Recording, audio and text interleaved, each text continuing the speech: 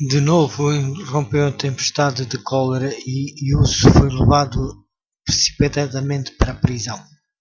Havia, contudo, na Assembleia algumas pessoas nas quais as suas palavras produziram profunda impressão e que desejavam salvar-lhe a vida. Foi visitado por dignatários da Igreja, brilhantes e perspectivas, como recompensa de renunciar à sua oposição a Roma. Mas semelhante ao seu mestre, quando se lhe ofereceu a glória do mundo, Jerónimo permaneceu firme. Provai-me pelas Escrituras Sagradas, que estou em erro, disse ele, e abaixou-lhe as Escrituras, as Sagradas Escrituras, exclamou um dos seus tentadores. Então tudo deve ser julgado por elas. Quem as pode entender antes que a Igreja as haja interpretado? São as tradições dos homens mais dignas de fé do que o Evangelho de nosso Salvador, replicou Jerônimo. São Paulo não exortou àqueles a quem escreveu a escutarem as tradições dos homens, mas disse: investigais as Escrituras. Ireis, foi a resposta. Arrependo-me de ter-me empenhado tanto tempo contigo. Vejo que és impulsionado pelo diabo. Sendo mora, se proferir sentença de morte contra ele, foi levado ao mesmo local em que se rendera à vida. Cantando fez ele este trajeto, tendo o semblante iluminado de alegria e paz. O seu olhar fixara-se em Jesus, e a morte para ele havia perdido o terror, quando o carrasco, estando para acender a fogueira, passou por trás dele. O mártir exclamou: venha com ousadia para a frente, ponha fogo à minha vista. Se eu tivesse medo, não estaria aqui. As suas últimas palavras preferidas, quando as chamas se levantaram em redor dele, foram uma oração: Senhor Pai Todo-Poderoso, exclamou, tende piedade de mim e perdoa os meus pecados, pois sabes que sempre amei a tua palavra. A sua voz cessou, mas os lábios continuaram a mover-se em oração, tendo o fogo consumido a sua obra.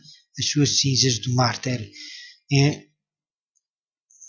com a terra sobre a qual repousavam, foram reunidos e como as de Uso lançadas no reno.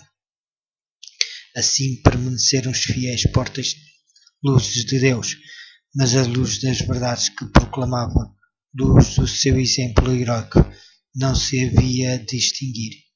Tanto poderiam os homens desviar o sol do seu curso, como impedir o raiar daquele dia, que mesmo então despontava sobre o mundo. A execução do Uso acendera uma chama de indignação e horror na Boêmia. A nação inteira compreendia haver de ele tombado vítima da perfídia do clero e traição do imperador. Declarou-se ter sido um fiel ensinador da verdade, e o concílio que decretou a sua morte foi acusado de crime de assassínio. As suas doutrinas atraíam agora mais atenção do que antes, pois editos papais, os escritos de Wycliffe tinham sido condenados às chamas.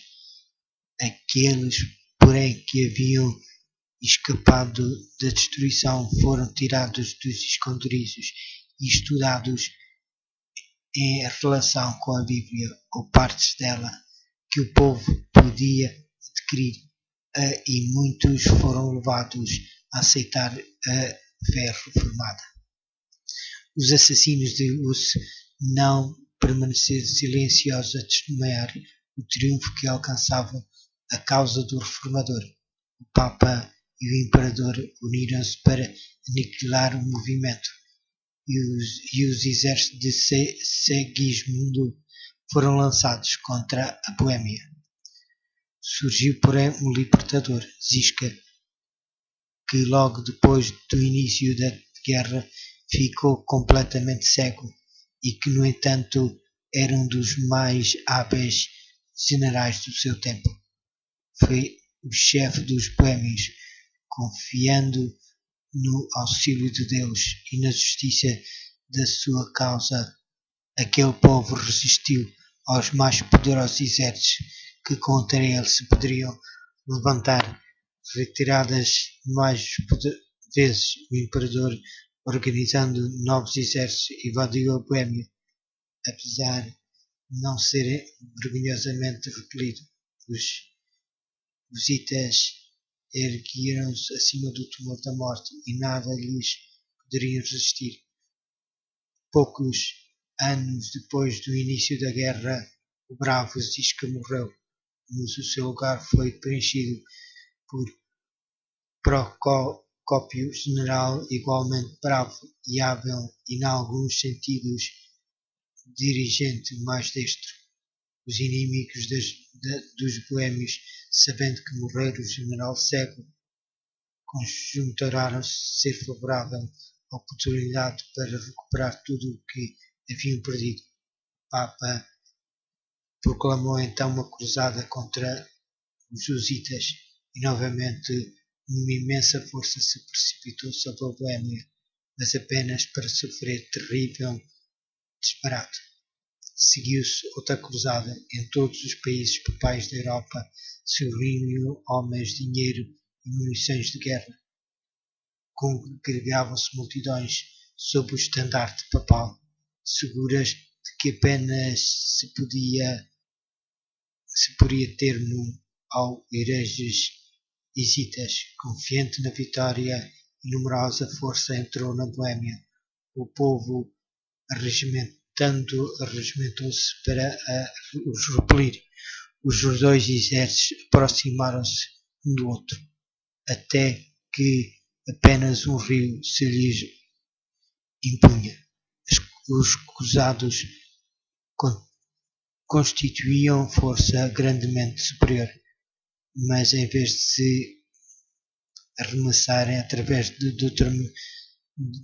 da torrente e travar batalha com os hussitas, a quem de longe haviam vindo a combater, ficaram a olhar em silêncio para aqueles guerreiros. Então, subitamente, um terror misterioso caiu sobre os soldados. Sem desferir um único golpe, aquela poderosa força debandou e espalhou-se como se fosse desperta por um poder invisível. Muitos foram mortos pelo exército jesuíta que perseguiu os fugitivos. O imenso despojo caiu nas mãos dos vitoriosos, de maneira que a guerra, em vez de empobrecer os boêmios, os enriqueceu. Poucos anos mais tarde, sob o novo Papa, promoveu-se ainda outra cruzada, como antes, homens e meios trazidos de todos os países papais da Europa, legou-te apresentando aos que deveriam empenhar nesta perigosa empresa foi grande. Agendaram-se a cada cruzado o perdão completo para os mais hediondos crimes. A todos os que morressem na guerra se prometia uma recompensa preciosa no céu, e os que sobrevivessem haveriam de colher honras e riquezas no campo de batalha. De novo se reuniam um vasto exército e, atravessando a fronteira, entraram na Boêmia. As forças hussitas recuaram diante deles, arrastando assim os invasores cada vez mais longe para o interior do país e levando-os a contar com a vitória já alcançada.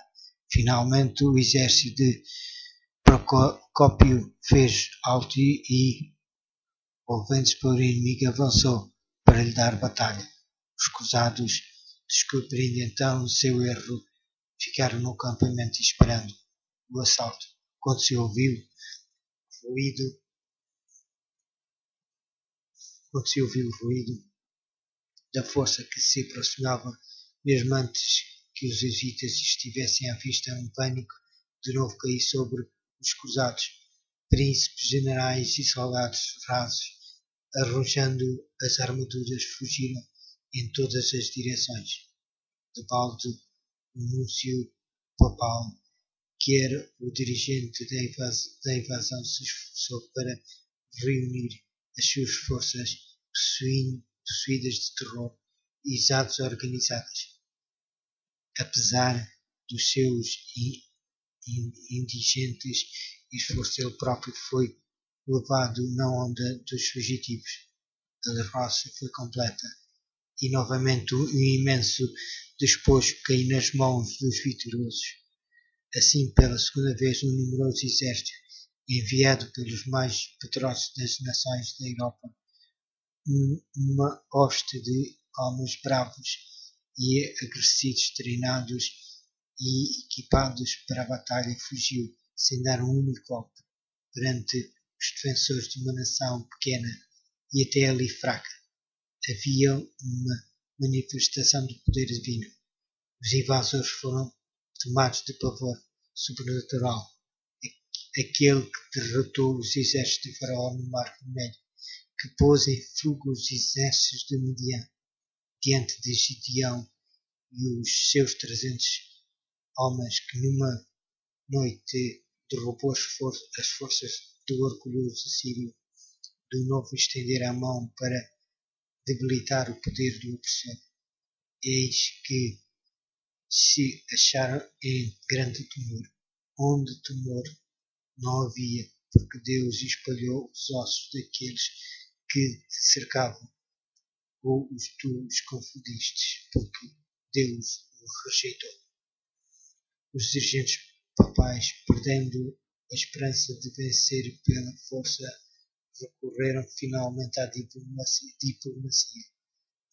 Adaptou-se um compromisso mútuo que, embora pretendesse conceder liberdade de consciência aos boêmios, realmente traindo-os, entregava-os ao poder de Roma. Os boêmios tinham especificado 4 pontos como condição aos boêmios. Os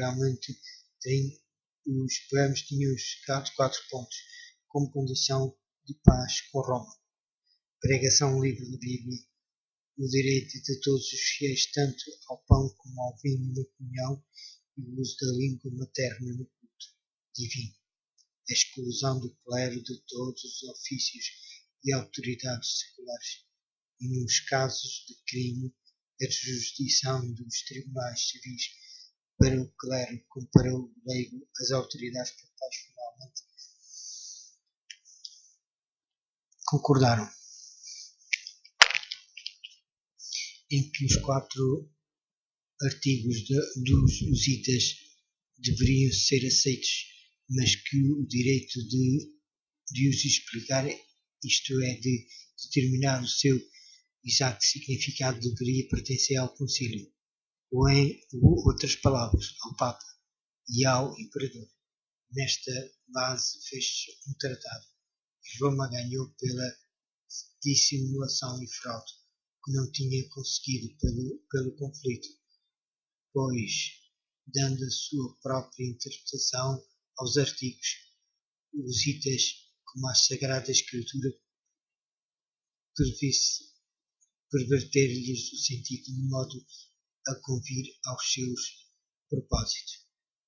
Uma numerosa classe na Boêmia, vendo que isto traía a sua liberdade, não se conformou com o tratado.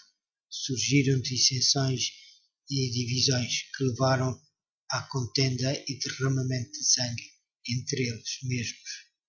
Nesta luta, o nobre Procópio sucumbiu e pereceu a liberdade da Boêmia. Segismundo, traidor de Hussi, e Jerônimo tornou-se agora rei da Boêmia e, sem consideração, pagou o seu juramento de apoiar os os direitos dos boêmios prosseguiu com o estabelecimento do papado. Pouco, porém, ganhou com a sobrevivência a Roma. Durante 20 anos teve a sua vida repleta de trabalhos e perigos. Os seus exércitos tinham sido arruinados e esgotados, os seus tesouros por uma longa e infrutífera luta. E agora, depois de reinar um ano, morreu, deixando o reino às portas da guerra civil e legando à posteridade um nome estigmatizado com a infâmia. Seguiram-se tumultos, contendas e carnificina. Exércitos estrangeiros invadiram de novo a Boêmia e dissensões internas continuaram a perturbar a nação. Aqueles que permaneceram fiéis ao Evangelho foram sujeitos a uma perseguição sanguinária. Como os seus amigos e irmãos, pactuando com Roma, houvessem aceito os seus erros, aqueles que permaneceram na antiga fé congregaram-se em igrejas distantes, tomando o nome de Irmãos Unidos. Este ato acarretou sobre eles as maldições de todas as classes. Contudo, a sua firmeza era inabalável. Obrigados a buscar refúgio nos bosques e cavernas, reuniam-se ainda para ler a palavra de Deus e unir-se no seu culto. Por meio de mensageiros enviados secretamente a diversos países, souberam que aqui e acolá havia os que isoladamente confessavam a verdade. Alguns numa cidade, outros noutra, como eles haviam eles próprios objeto de perseguição, e que entre as montanhas dos Alpes havia uma antiga igreja apoiada no fundamento das Escrituras e protestando contra as corrupções idolátricas de Roma. Esta informação foi recebida com grande alegria e iniciou-se correspondência com os cristãos valdenses. Firmes no Evangelho, os boêmios esperaram, através da noite e da sua perseguição, ainda volvidos os seus olhos para o horizonte, na hora mais tenebrosa, semelhante aos homens que esperam amanhã. A sua sorte fora lançada em dia maus, mas lembravam-se das palavras primeiramente proferidas e repetidas por Jerónimo, de que um século deveria passar antes que raiasse o dia. Estas foram para os taboritas, os citas, que as tribos na casa da servidão foram as palavras de José: eu morro, mas Deus certamente nos visitará e vos fará subir desta terra. O período final do século XV testemunhou o aumento vigoroso, mas certo, das igrejas dos irmãos, embora longe de não serem incomodados, gozavam de relativo descanso. No princípio do século XVI, as suas igrejas eram em número de 200 na Boêmia e na Moróvia. Foram sim numerosos restantes que, escapando da fúria destruidora do fogo e da espada, tiveram o privilégio de ver o raiar daquele dia que o se predissera.